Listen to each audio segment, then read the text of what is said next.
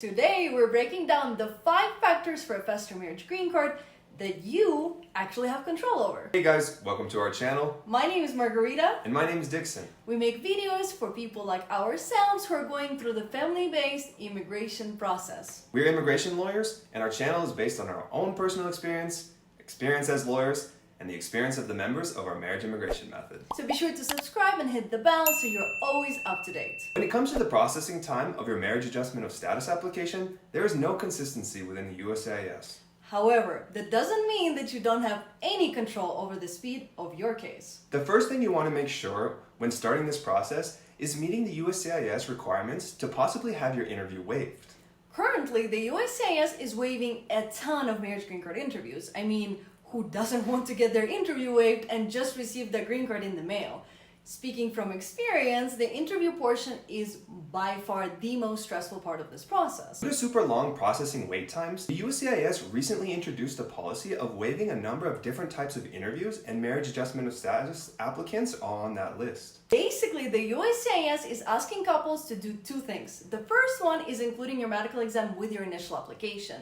As far as medical exam goes, you could technically submit your initial application without it, but the USCIS will not be able to approve your case without first seeing your medical, so that would 100% get your case delayed. Make sure to submit your medical exam with your initial application if possible. And the second thing the USCIS is asking for is submitting your bona fide marriage evidence with your initial application. In the past, a lot of immigration lawyers would advise you not to worry about bona fides because you could just bring them to the interview, since everyone back then would have an interview. So back then, you could just submit your marriage certificate and collect your marriage evidence for the interview. But now that the USCIS is trying to get through their green card backlog, they're asking you to submit everything you have for a faster approval. That's why it's so important to prepare and submit a solid application, which leads us to our next point. And our next point is preparing a solid application with the right types and amount of evidence. Fun fact, one of our members' application was over 6 pounds. Now here's one very important point. When you're submitting your marriage adjustment of status application, you're submitting a bunch of different forms.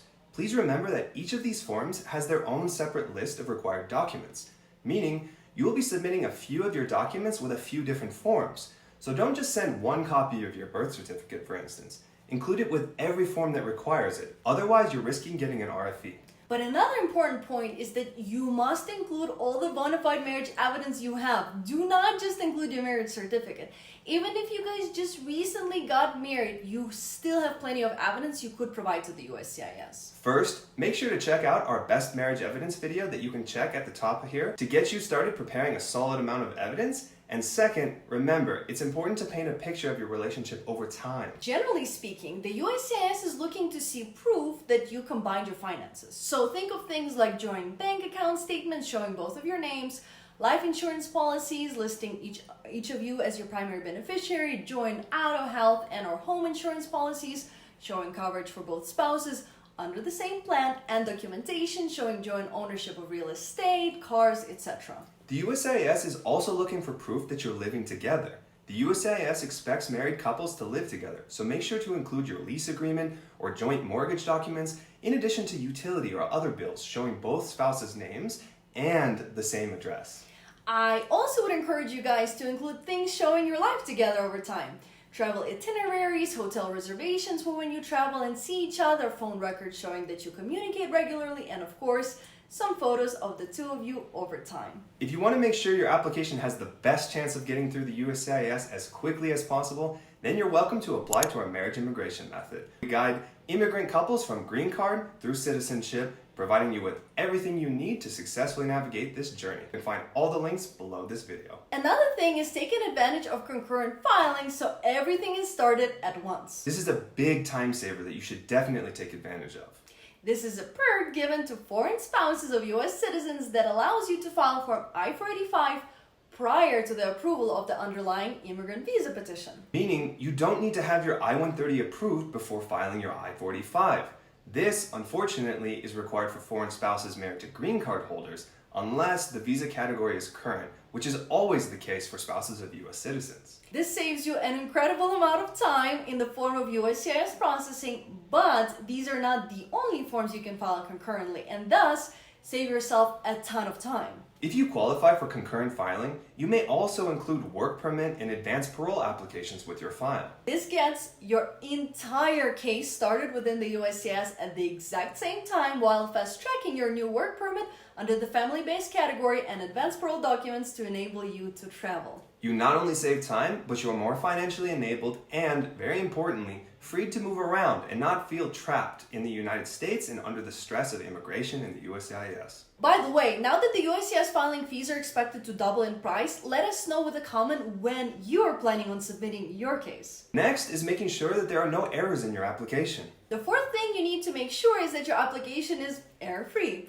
While it may seem obvious, remember the 6-pound application our member Loretto submitted. Applications range well into the several hundreds of pages, so you'll want to literally go line by line when reviewing your application. And that's not just for potential errors on your part. A number of USCIS PDF forms are broken. For instance, on Form I-864, there is a question that has a locked bubble, meaning there are pre-selected answers that cannot be changed from the USCIS website.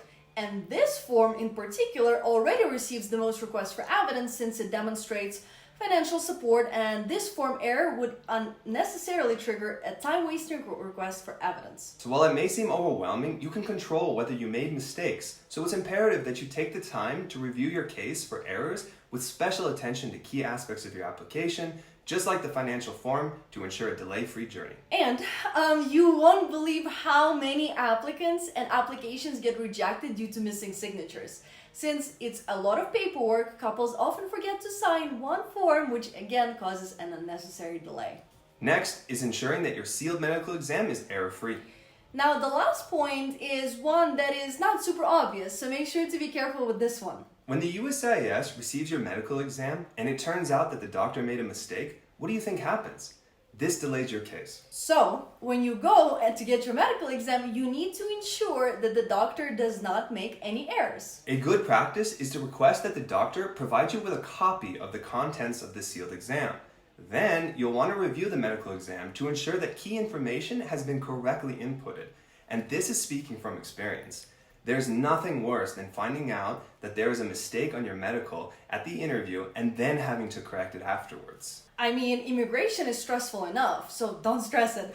Try to see it as a fun experience where you get to review a doctor's work. Anyway, we hope that you found this video useful. Let us know if you have any additional questions. And good luck with your green card application process. Subscribe to our channel and we will see you with our next video.